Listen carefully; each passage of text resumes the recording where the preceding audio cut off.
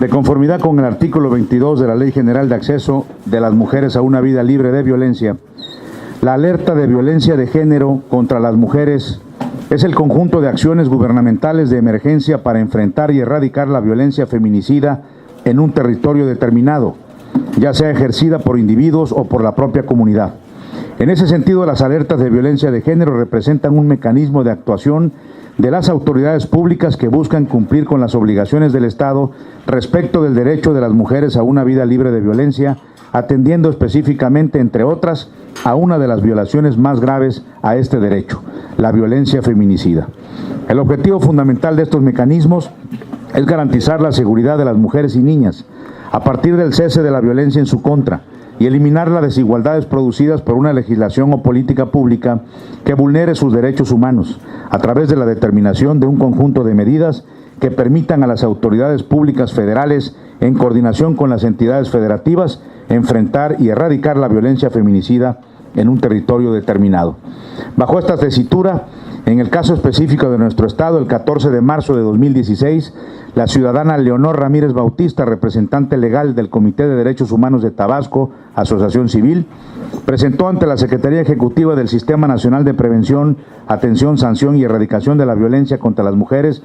una solicitud de declaratoria para el Estado de Tabasco. De lo anterior deriva que, como parte del procedimiento para determinar si debe dispararse la alerta de género en un estado, se debe conformar un órgano autónomo de composición mixta denominado Grupo de Trabajo, el cual encuentra su fundamento en el artículo 36 del Reglamento de la Ley General de Acceso y que tiene como principal función estudiar y analizar la situación que guarda el territorio sobre el que se señala existe una violación a los derechos humanos de las mujeres, a fin de determinar si los hechos narrados en la solicitud actualizan alguno de los supuestos establecidos en el artículo 24 de la Ley General de Acceso.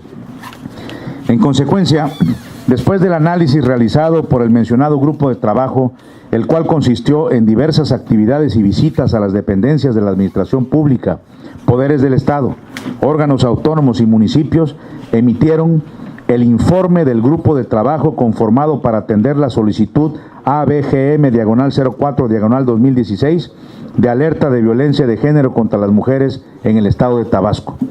Dicho informe contiene 9 conclusiones que deben ser solventadas por el Estado para comprobar que se están realizando las actividades necesarias a favor de los derechos de la mujer. Ahora bien, para cada conclusión en el informe, el grupo de trabajo consideró diversos indicadores de cumplimiento, de los cuales específicamente en la conclusión cuarta se desprende una medida en la cual el Congreso del Estado debe hacer su parte para dar el cabal cumplimiento, siendo esta el inciso I, presentación de una iniciativa con reformas legislativas y prácticas administrativas que prohíban explícitamente la conciliación como un mecanismo aplicable en aquellos casos de violencia en contra de las mujeres, particularmente cuando se trata de violencia familiar. En concreto, la conciliación como mecanismo de solución en los casos de violencia contra la mujer vulnera sus derechos en el sentido de la presión ejercida a ellas por su entorno familiar, presiones económicas, así como también las barreras culturales en una sociedad identificada como machista, en la que continuamente, por consecuencias como la cárcel, que la comprobación de que este delito conlleva, se les presiona para perdonar al agresor o a no denunciarlo, poniéndolas en situación de riesgo e impunidad. Sumado a lo anterior, uno de los elementos para confirmar el delito de feminicidio contemplado en el Código Penal del Estado de Tabasco es que existan antecedentes de cualquier tipo de violencia,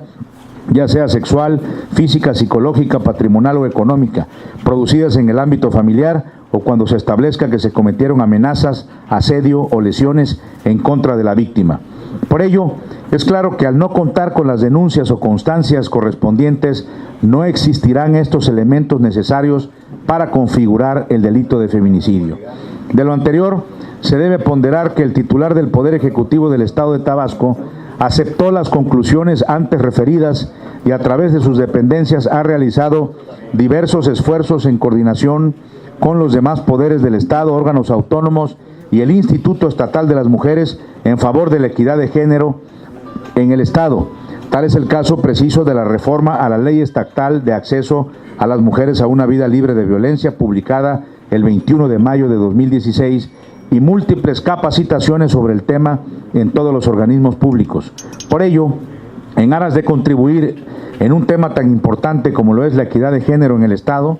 como Congreso debemos realizar todas las gestiones posibles para comprobar que en Tabasco estamos interesados por los derechos de la mujer